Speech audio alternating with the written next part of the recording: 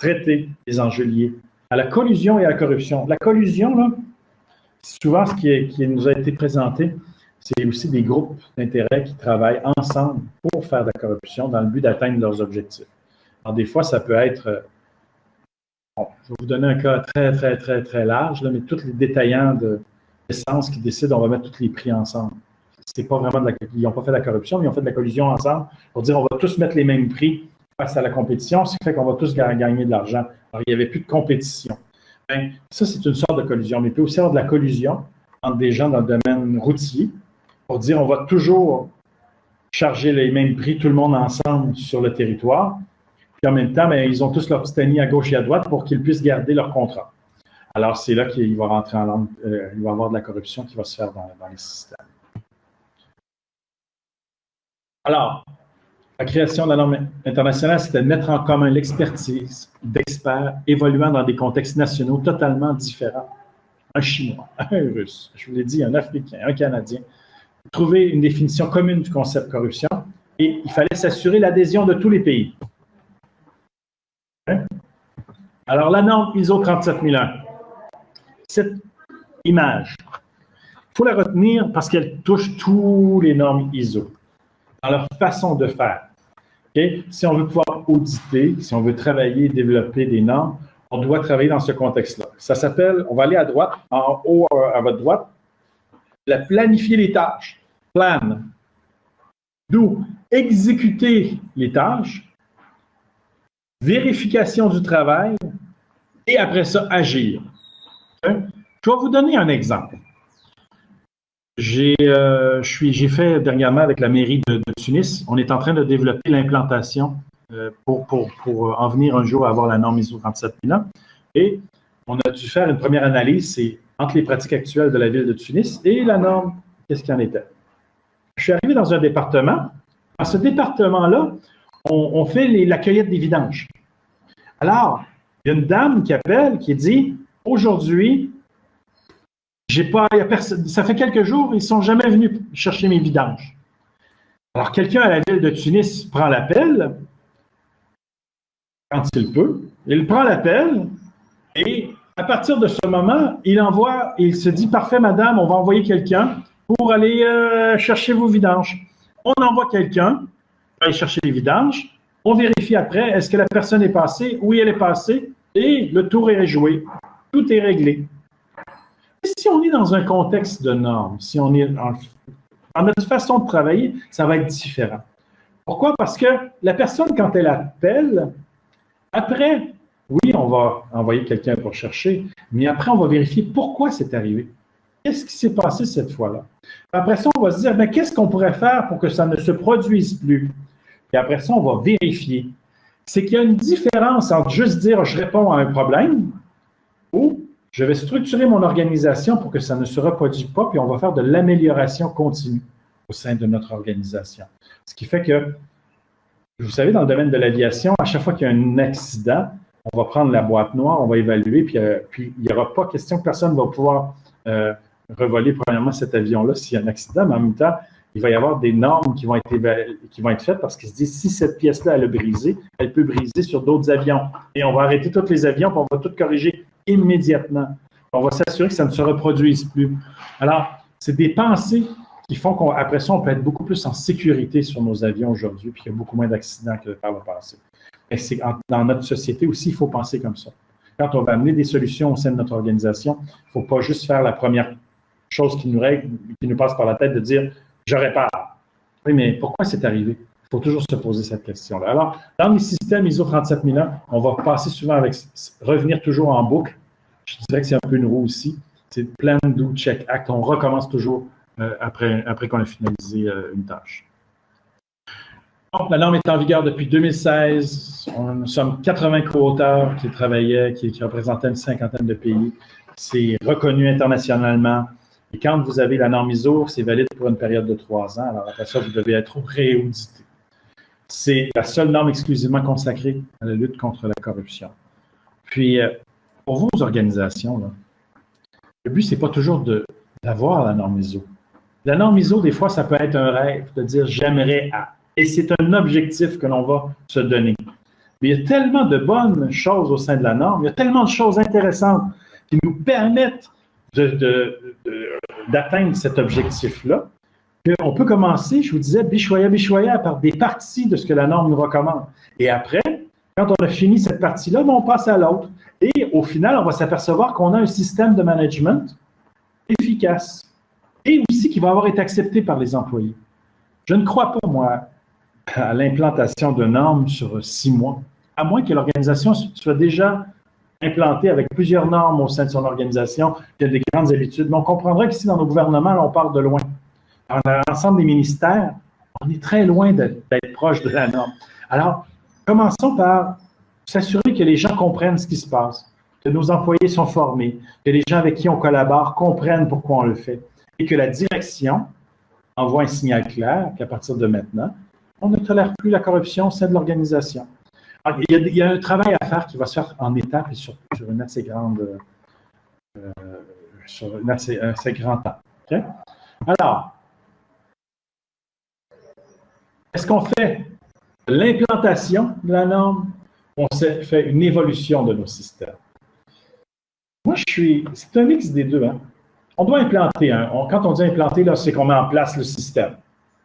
Et moi, ce que j'aime pas, c'est quand on dit qu'il faut tout jeter ce qui était avant, puis il faut recommencer à zéro. Non, ça ne marche peut-être pas comme ça dans la vraie vie. Alors, je pense qu'on se doit de faire évoluer aussi nos systèmes. Parce qu'il y a des bonnes choses qui se font dans nos organisations. Il y a des bonnes façons de procéder dans les organisations, puis on ne doit pas jeter tout. Et ce n'est pas vrai que ce qui marche à 100% dans une autre va marcher tout le temps dans l'autre aussi. Il y a des choses qu'on ne peut pas changer. L'informatisation, là, on comprend que ça va aider. C'est important qu'il y ait de l'informatique. Mais des fois, il y a des choses qu'on fait qui avaient une raison et qu'on doit se faire parce que c'est des particularités dans telle région, que ce soit à Kirouan, que ce soit à Mamet, que ce soit à Djerba, peu importe. Il y a des choses qu'on fait là parce qu'effectivement, il y a des choses qui sont en fonction des traditions, en fonction des régions. Alors, on doit aussi avoir un certain respect dans notre approche qu'on va faire dans l'implantation de notre travail. On doit construire un équilibre entre les systèmes de management qui sont existants et les impératifs de la lutte contre la corruption. Alors, des fois, à travers nos systèmes qu'on a déjà, si on fait juste une petite modification, ça peut nous donner des résultats, sans être obligé de tout recommencer. Et pour ça, il faut avoir une bonne compréhension du pourquoi et du comment et comment fonctionnent les systèmes. Parce que si on arrive chez vous puis on dit « Oh, je vais tout changer, on va tout refaire et tout », premièrement, les gens, il va y avoir un blocage parce que les gens vont dire pourquoi. Puis deuxièmement, ils ne seront pas motivés à avancer dans le futur. Alors, on se doit d'y aller avec diplomatie, on se doit de le faire de la bonne façon, toujours en équilibre avec les systèmes actuels. On doit faire évoluer l'écosystème par la prise de conscience du risque lié à la corruption. Prise de conscience, ça veut dire comment on peut faire cette prise de conscience-là? Bien, c'est de la formation, c'est de comprendre que c'est important pour l'organisation, c'est d'envoyer des signaux à nos fournisseurs, c'est d'envoyer des signaux à tous nos employés, c'est aussi à tous nos directeurs qui, au jour le jour, doivent démontrer que c'est important pour eux. Faire évoluer l'écosystème de gestion avec l'amélioration continue et l'optimisation des processus. Je vous rappelais tantôt, je vous parlais des vidanges. Quand on doit aller chercher les déchets, on ne fait pas juste réparer. On doit continuer à optimiser pour devenir toujours meilleur et s'assurer que ça ne se reproduise pas. On fait évoluer l'écosystème de gestion avec l'amélioration des compétences et des comportements au quotidien. Quand on voit quelque chose qui peut être répréhensible, il faut que les gens soient encouragés à en parler. Les gens doivent dire « Hey, on lève la main, c'est pas correct ce qui se passe ici. » Puis on doit aussi former les gens. Je me suis aperçu, je ne veux pas dire que c'est général, mais les gens sortent de l'école, ils sont formés, et à partir de là, ils continuent dans leur travail une grande partie de leur carrière sans retourner étudier, sans retourner voir est-ce qu'il y a des nouvelles façons de faire, est-ce qu'il y a des nouvelles choses qu'on peut améliorer. Alors, l'amélioration des compétences est un aspect extrêmement important pour faire évoluer. Je dis souvent que le cerveau, c'est un peu notre prison, hein? Si on ne veut pas rajouter rien à l'intérieur, si on ne veut pas redonner plus à notre cerveau, bien, on va avoir les limites de ce qu'on connaît. Alors, il faut toujours accepter d'apprendre, il faut toujours accepter d'en savoir un peu plus, puis se dire que peut-être ce que je faisais avant, c'était bien dans le temps, mais qu'aujourd'hui, ça peut être mieux fait, avec l'aide d'outils qu'on pourrait me partager à travers la formation. Intégrer le système de management avec les stratégies, avec les gestions des risques et les processus qui sont déjà en place. Réinventez pas la roue à chaque fois. Alors, il y a déjà dans certaines organisations, vous avez fait une stratégie, un plan 2020. Ben, avec ce plan-là, en lien avec ce plan-là, intégrons le système de management à l'intérieur. Et vous allez vous apercevoir que ça va répondre souvent à beaucoup d'objectifs des organisations. Et tout ça sous le chapeau de la lutte à la corruption. La lutte à la corruption, là, c'est ce qui est en haut. Mais d'avoir une bonne gestion de nos documentations, c'est pas rien qu'une question de la lutte à la corruption. Ça rend mon organisation plus efficace. D'avoir un département où on va avoir digitalisé les documents, où on va avoir fait la copie, on peut rapidement avoir accès à notre documentation. C'est bon pour la corruption, mais c'est bon aussi dans mon travail pour me retrouver, puis de pouvoir avoir toutes les données qui sont dans une grande salle, qui peuvent être prises aux intempéries, qui pourraient être pris avec le feu, qui pourraient être détruites pour les générations futures, puis de ramener ça, puis de l'informatiser. C'est bon pour la corruption, mais ça a tellement beaucoup d'autres avantages. Alors, quand on en pense à un plan de lutte à la corruption, on va beaucoup plus loin que juste de répondre aux besoins de la gestion de la corruption. C'est ce que les gens n'ont pas souvent tendance à comprendre. Ils le voient comme une obligation de faire face à la corruption. Moi, je le vois comme une chance, une opportunité de faire grandir mon organisation et de la rendre plus efficace. Alors, ça doit être une partie intégrante et cohérente du cycle de gestion stratégique de notre organisation. Il faut encourager un réel changement de culture. Alors, il faut qu'on soit capable de prendre conscience de notre environnement d'affaires et de notre écosystème de gestion. Engager notre organisation, nos gestionnaires et nos équipes. Planifier nos actions afin de favoriser l'adhésion, tenir compte de la réalité aussi financière et minimiser les risques. C'est bien beau que je veux faire un plan, mais il faut qu'on en ait les moyens aussi. Alors, il faut trouver peut-être des façons d'être créatif, de dire, bon, parfait, des fois, peut-être qu'on a quelqu'un chez nous qui a déjà une certaine expertise, en plus d'avoir une équipe externe qui vient travailler avec nous, mais qui va pouvoir aider et faire diminuer les coûts qui vont être associés à ça. Ou est-ce qu'on peut travailler aussi avec des partenaires qui vont nous aider à financer? Il y a les banques mondiales aujourd'hui, tous ces grands organismes qui rêveraient de s'assurer d'avoir une bonne probité, des organisations qui mettent en place des bons systèmes. Ça peut être des choses qu'on peut faire avec leur aide aussi. Pour atteindre, c'est sûr que ça prend de l'expertise. Et puis cette expertise-là, je me suis aperçu qu'il n'y a pas beaucoup de gens à travers le monde qui la maintiennent, surtout dans la façon de travailler avec les gouvernements. Mais au moins, on peut trouver une façon d'avoir justement cette expertise-là avec des fonds peut-être internationaux ou des fonds propres, puis en même temps travailler et former des gens chez nous, dans nos organisations, qui après vont être capables de continuer le travail. Alors, c'est de partager cette formation-là avec des gens, des organisations, pour qu'après, ça puisse durer, surtout. Communiquer efficacement, informer nos dirigeants, nos employés et nos partenaires. Vous voyez, là, je n'ai pas juste mes employés. Nos partenaires doivent savoir qu'à partir de maintenant, là, il n'y aura pas de corruption au sein de l'organisation, puis qu'on met les systèmes en place. Alors, il faut le faire. Il faut organiser et intégrer nos stratégies de lutte contre la corruption dans nos opérations de tous les jours. Vous devez renforcer l'imputabilité à tous les niveaux et voir à l'amélioration continue de nos pratiques et de nos outils de contrôle. On va plonger. On va aller dans le texte de la norme ISO 37001.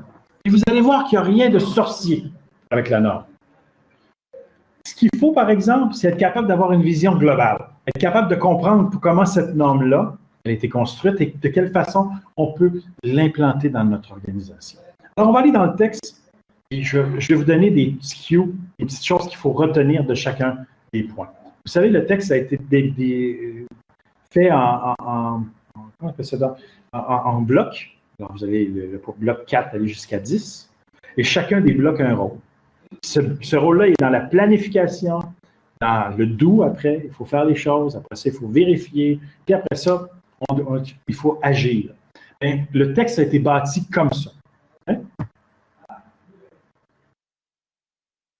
Alors, je vais vous présenter la norme et son étendue, écrire de façon générale, là, non exhaustif, on ne va pas rentrer dans les détails. Là. Comme le disait tantôt Slim, mon but à moi, c'est de vous faire donner une image globale. On n'est surtout pas en train de vous dire que vous devez devenir les spécialistes de telle clause, de telle partie.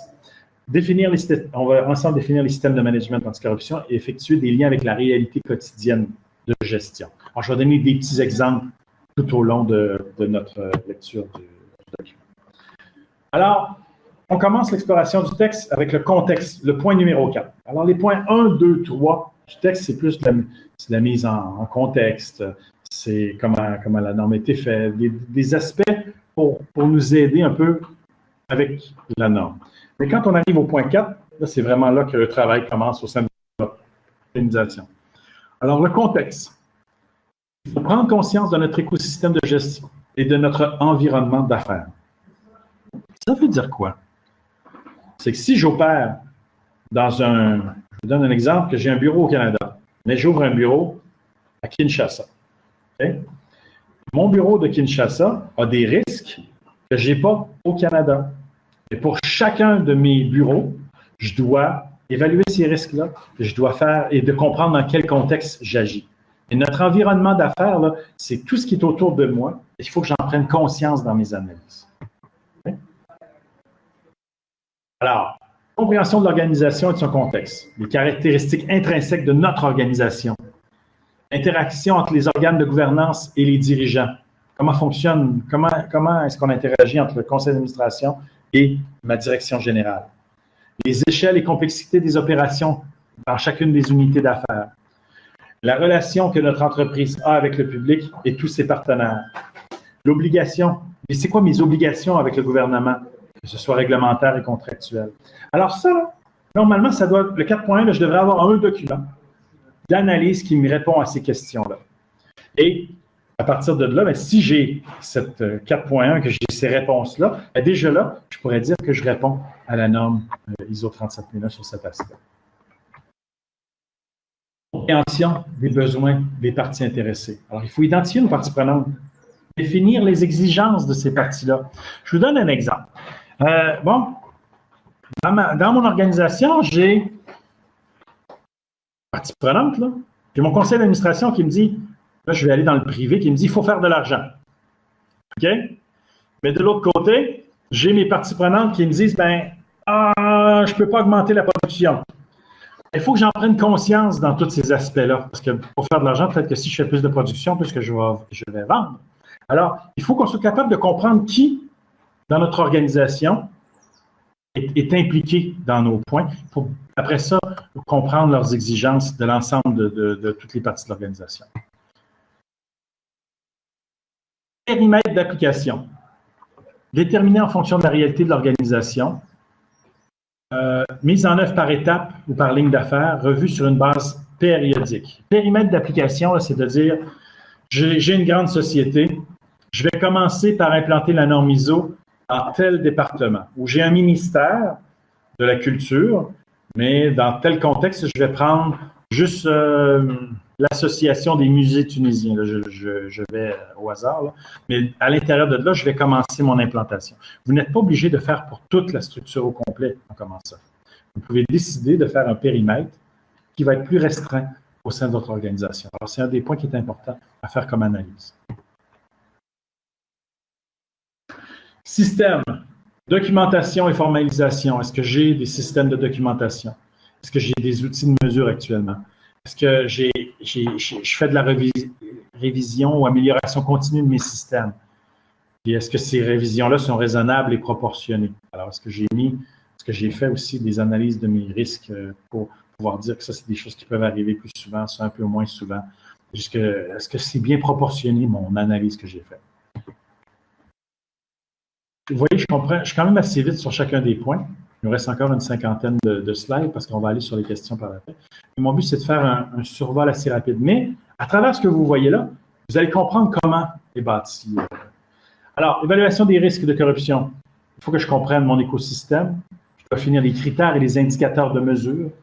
Je dois déterminer la nature. Je dois analyser les risques, puis ordonnancer les risques. Une revue régulière de l'ensemble des risques. Alors, il existe des outils, des cadrans qui nous permettent de faire ces analyses-là. Souvent, en tout cas, ces analyses-là devraient être faites un peu à l'externe. Pourquoi? Parce que des fois, il y a des gens qui à l'interne ont peur de s'ouvrir sur ce qu'ils vivent ou sur les risques qu'ils peuvent représenter. Et des fois, de pouvoir collaborer avec des gens externes, on a une meilleure vision de ce que devraient être les risques, quels sont les risques au sein de notre organisation. Et on se doit de revoir ces risques-là, parce que des fois, il y a des risques qui existaient dans le temps, mais qui aujourd'hui, on n'utilise plus ces technologies-là, on n'utilise plus ces choses-là. Alors, il y a une évolution qui se fait en termes de risques aussi, alors on se doit de revoir ces choses-là au moins une fois par année ou aux 2 ans.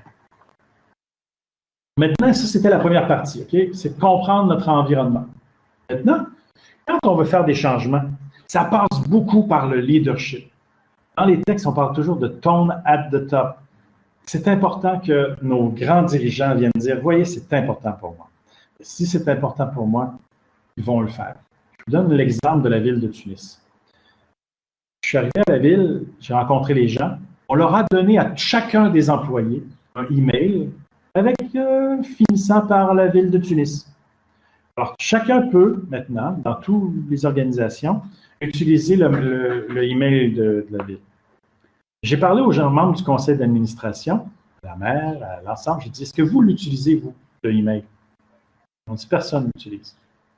J'ai dit, si vous, en tant que leader, à chaque fois que vous communiquez avec un employé, je vois que vous utilisez vous-même le email de la ville, ça vient dire à l'employé, hey, je devrais peut-être l'utiliser moi aussi.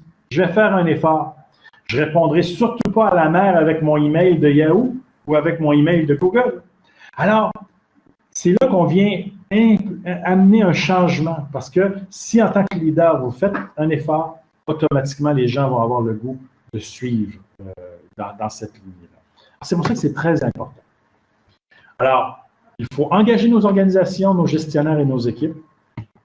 C'est ce que veut dire le leadership. Alors, on va y aller sur 5 points. Il faut adopter la politique anticorruption. Okay? Alors, ça, c'est être adopté, c'est à haut niveau. Il faut que les dirigeants disent maintenant, on va se faire une politique pour l'ensemble de l'organisation. Il faut harmoniser entre la stratégie globale et les politiques, les stratégies actuelles, puis les politiques qu'on va mettre en place. Il faut allouer des ressources. C'est bien beau de vouloir faire des changements dans notre société, mais si on n'investit pas, si on ne met pas des gens en place pour faire ce travail-là, ça ne donne rien.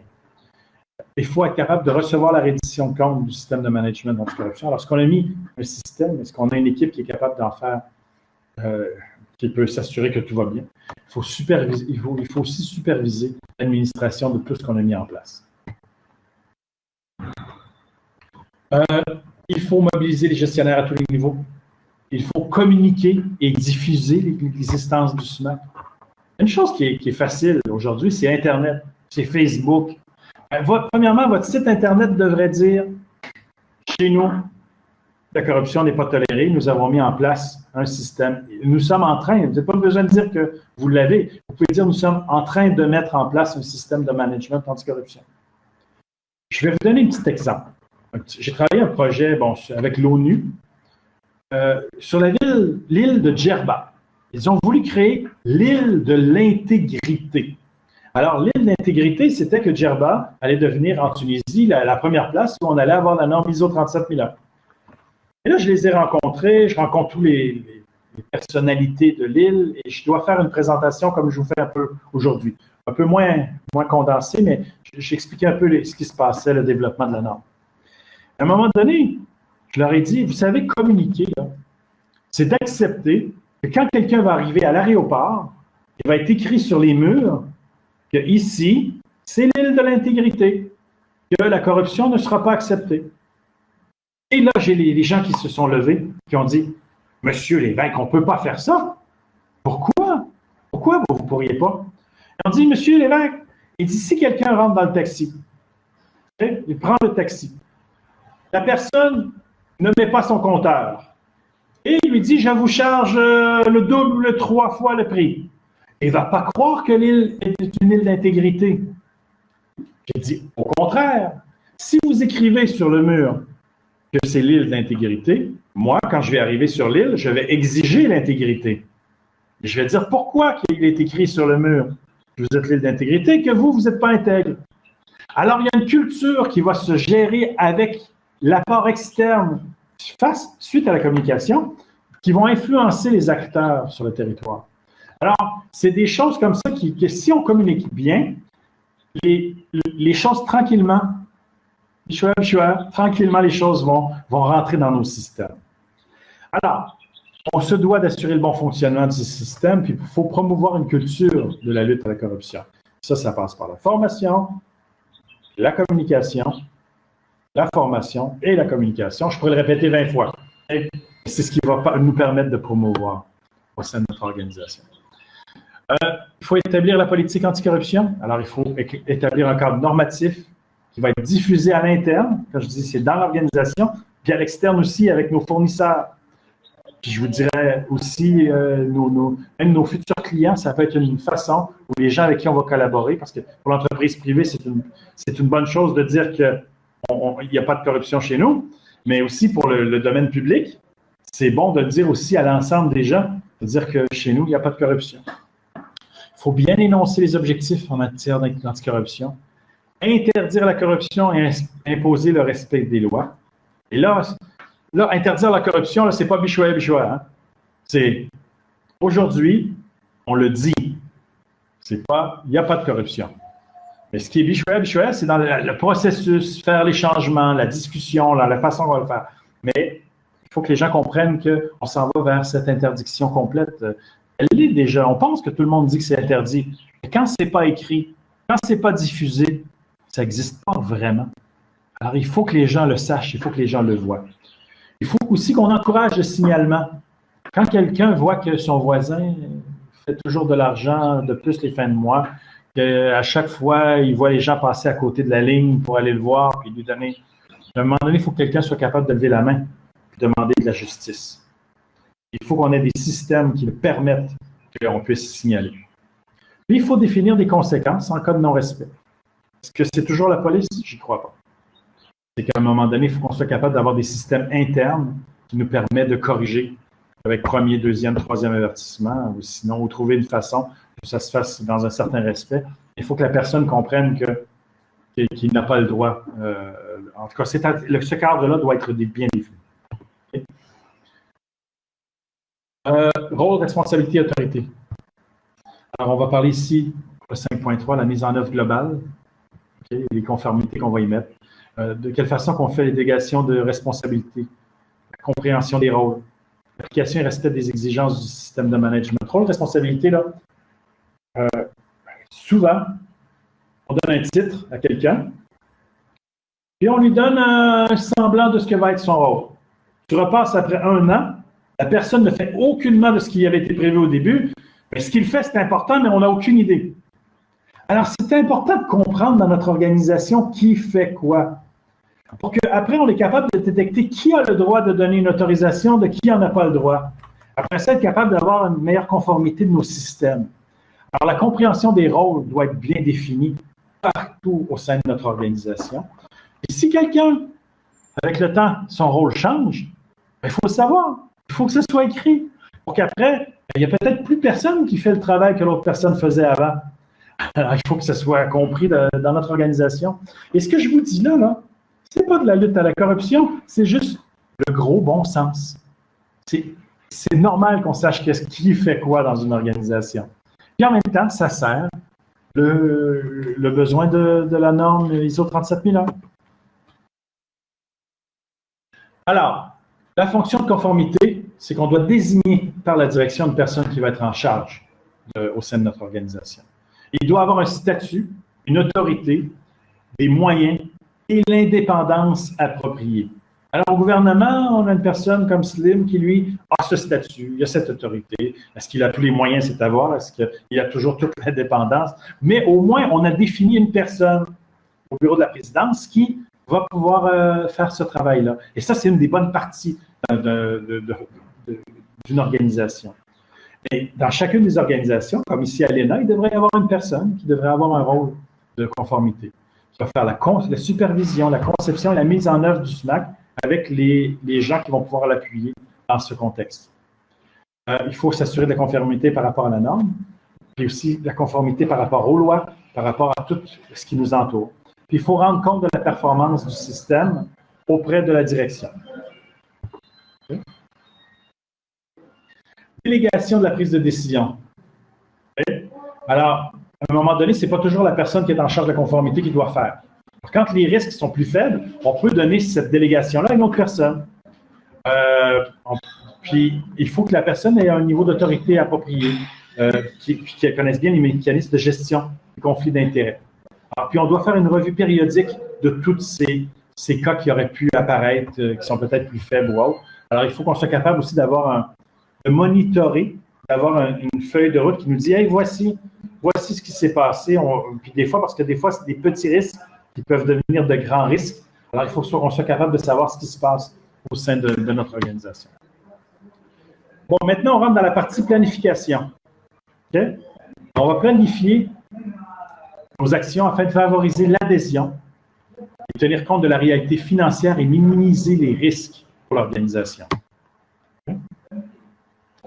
Alors, 6 points, c'est les actions face aux risques et les opportunités, voir à l'atteinte des objectifs, prévenir ou réduire les effets indésirables, surveiller l'efficacité et voir l'amélioration continue à l'évaluation de la performance du SMAC. Dans 6.1, ça répond à tous ces objectifs-là. 6.2, planification des actions, il faut que ce soit aligné sur la mission et les priorités, que ce soit cohérent avec notre politique anticorruption, il faut que ce soit mesurable, atteignable, surveillé, communiqué. Ne pas me dire que tout doit être fait dans un mois. Dans la réalité, ça doit en prendre 5-6 mois. Il faut être capable que ce soit atteignable. Sinon, les gens vont commencer le processus et ça ne se finira jamais. Je donne un exemple. La ville de Tunis, je devais faire une analyse des écarts entre la norme et les pratiques actuelles. J'ai dit qu'on serait capable de faire ça en 2 mois. Ben, au final, ça a pris 1 an. Il y a eu la COVID, il y a eu plein de choses, mais ça a pris 1 an. Alors, il a fallu prendre le temps. Mais jamais dans tout le processus, je leur ai dit qu'il faut absolument que ça soit fait dans 2 mois. Oui, c'était nos objectifs personnels, mais jamais j'ai communiqué que c'était sur le 2 mois. Puis au final, on l'a réussi. Si j'avais voulu rester sur le 2 mois, jamais on n'aurait pu connaître un succès avec nos travaux qui se faisaient avec la ville de Tunis. Alors, il faut qu'on soit capable de bien comprendre notre environnement. Puis souvent, quand je travaille avec les organisations, donc quelqu'un à l'interne qui connaît bien combien de temps ça peut me prendre. Il faut juste s'assurer qu'on a les bonnes personnes dans notre entourage pour pouvoir bien calibrer. Le support. Oups. Je vais juste reposer ici. Alors, communiquer efficacement et former nos employés et assurer le développement des compétences. Formation, communication, c'est des mots très importants au sein de notre travail. Alors, des ressources, il faut allouer des ressources dans l'organisation en fonction de l'atteinte des objectifs. Il faut bien fixer les critères d'évolution du périmètre du SMAC, être cohérent avec les priorités, les risques, intégrés à l'exercice budgétaire. Les risques, c'est l'aspect extrêmement important. L'analyse des risques, c'est un grand travail. Et c'est un travail qui doit être fait avec l'ensemble des employés, que ce soit à la base et la direction. Mais ne jamais négliger la base. Allez voir les gens, parlez-leur, demandez-leur, vous, quand vous êtes à votre guichet, c'est quoi que les gens vous demandent? C'est quoi les risques que vous pouvez avoir? Souvent, la direction n'est même pas consciente de ces risques. Assurez-vous de travailler avec la base, puis prenez le temps de le faire aussi. Ne faites surtout pas un travail où vous allez faire ça trop rapidement et qu'après, les gens vont juste répondre pour répondre. Assurez-vous de prendre le temps de faire un bon travail. C'est les compétences des gens qui vont travailler avec vous, il faut les établir, les compétences minimales. Il faut valider le profil des personnes exerçant ces fonctions et tenir à jour leurs compétences. Assurez-vous que les gens que vous allez mettre en place en support, qui vont faire avec vous le travail, puisse être vraiment à la hauteur et pour nous permettre d'atteindre nos objectifs à court, moyen et long terme. Processus relatif à l'emploi. Rendre disponible la politique anticorruption. Obligation du respect de la politique anticorruption et du système de management anticorruption à tous. Savez-vous qu'est-ce que ça veut dire, ça? C'est que sur les gens qui sont les employés de l'État ou de l'organisation, devraient signer un document chaque année disant « Je vais respecter la politique anticorruption ». Quand on signe quelque chose, là, ça a toujours beaucoup plus de poids que si on ne signait pas. Alors, c'est des genres de choses qu'on doit faire ensemble. Il faut aussi qu'il y ait des sanctions disciplinaires qui soient bien définies. Alors, advenant qu'il arrive quelque chose, ça doit être communiqué à tout le monde. Puis, assurer l'absence de représailles, de discrimination, de sanctions disciplinaires si quelqu'un venait qu'à dénoncer quelque chose. Pourquoi? C'est qu'on ne veut pas que si quelqu'un voit quelque chose de mal, qu'il perde son emploi. On ne veut pas que quand quelqu'un vit quelque chose a vu quelque chose de difficile à partager, qu'il n'ait pas le goût d'aider l'organisation à devenir meilleure en ne le disant pas. Alors, on doit mettre en place ces systèmes-là.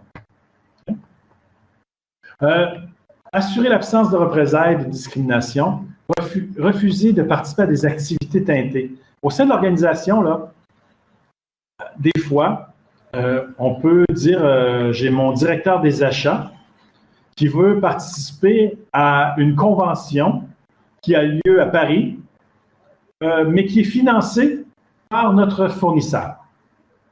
Alors, dans ce contexte-là, on devrait avoir une règle qui dit que si notre employé va sur place, ça va être aux frais de notre organisation, jamais ne doit être payé par un fournisseur, et que si on participe à cette activité-là, qu'en même temps, on a un agenda où on peut pouvoir aussi aller voir d'autres groupes ou d'autres organisations dans le même voyage pour ne pas être teinté juste d'un seul point de vue.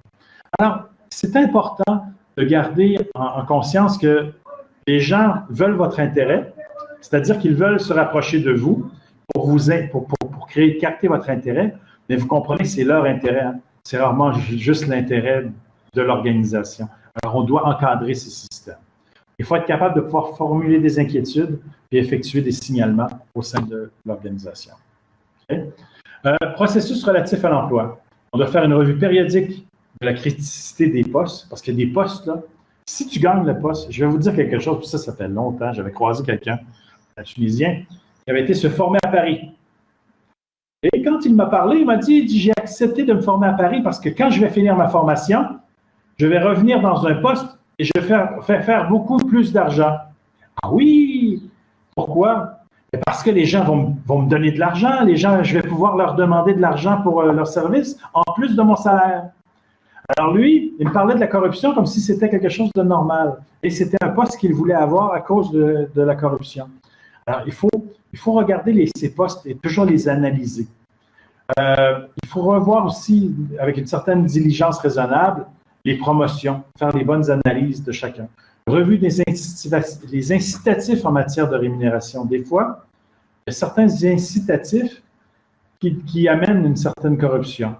Je vais vous donner un exemple dans le département de vente. Peut-être qu'on voit moins ça dans les gouvernements.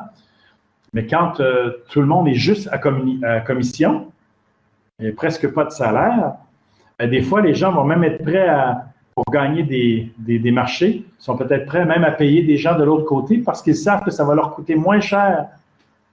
Ils vont pouvoir, mettons, je vous donne un exemple, si je vais gagner un projet, ça me donne 10 000 dinars. Et alors, je peux aller voir quelqu'un et dire, donne-moi ton projet. Si tu me donnes le projet, je te redonne 5 000 dinars.